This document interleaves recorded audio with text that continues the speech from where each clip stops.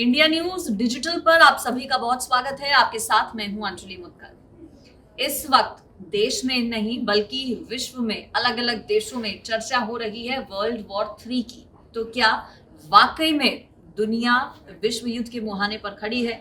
इस वक्त का, मौजूदा वक्त का ये सबसे बड़ा सवाल है। फरवरी के महीने में रूस और यूक्रेन के बीच जो जंग शुरू हुई थी वो फिलहाल थमती नजर नहीं आ रही है, किसी भी तरीके से थमने का नाम नहीं ले रही है, बल्कि और ज्यादा बढ़ती जा रही है। और पुतिन, रूसी राष्ट्रपति पुतिन अब इस कदर बौखलाए हुए हैं कि हालांकि इससे पहले भी कई बार वो धमकियां दे चुके हैं, लेकिन इस बार वो कह रहे हैं कि गारंटी है कि विश्व युद्ध होगा अगर नेटो में यूक्रेन सदस्य बन जाता है, यानी कि अगर नेटो यूक्रेन को अपने साथ शामिल करता है तो फिर धमकी दी गई है पुतिन की तरफ से कि वो न्यूक्लियर वेपन्स का इस्तेमाल करेंगे, परमाणु बम का इस्तेमाल करेंगे और इसकी जो तबाही है, जो मंजर है, वो पूरी दुनिया झेलेगी। तो क्या वाकई में ऐसा होने वाला है? क्या वाकई में वर्ल्ड वॉर 3 अब होने वाला है? ये बड़े सवाल हैं।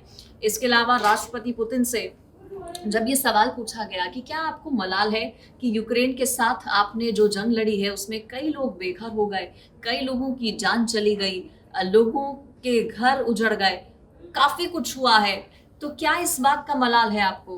तो पुतिन की तरफ से कहा गया सीधे तौर पर जवाब में कि नहीं, यानी कि इतने दिन से जो देशवासी वहां के झेल रहे हैं, यूक्रेन के तो छोड़िए, अपने देशवासियों के लिए भी कोई दर्द, कोई प्यार पुतिन को नहीं आया है। वो ये कह रहे हैं कि उन्हें कोई मलाल नहीं है और आगे भी ये जंग जारी रहेगी। हालांकि दूसरी तरफ उन्होंने ये भी कहा है कि वो, उनका मकसद ये नहीं था कि वो यूक्रेन को खत्म करें, यूक्रेन को तबाह करें। दरअसल देखिए, बौखलाहट है इस वक्त पुतिन में।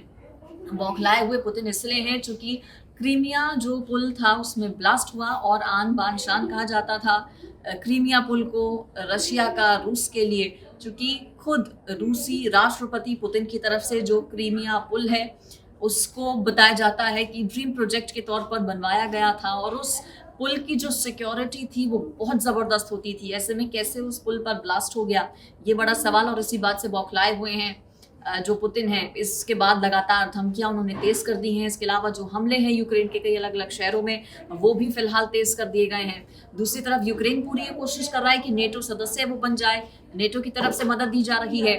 पश्चिमी देशों की निगाहें टिकी हैं और कहा यह जा रहा है कि अगर नेटो में शामिल होता है यूक्रेन तो इस बात पर जो पुतिन है, जो धमकियां दे रहे हैं, क्या वाकई में वो सब सच साबित होगा?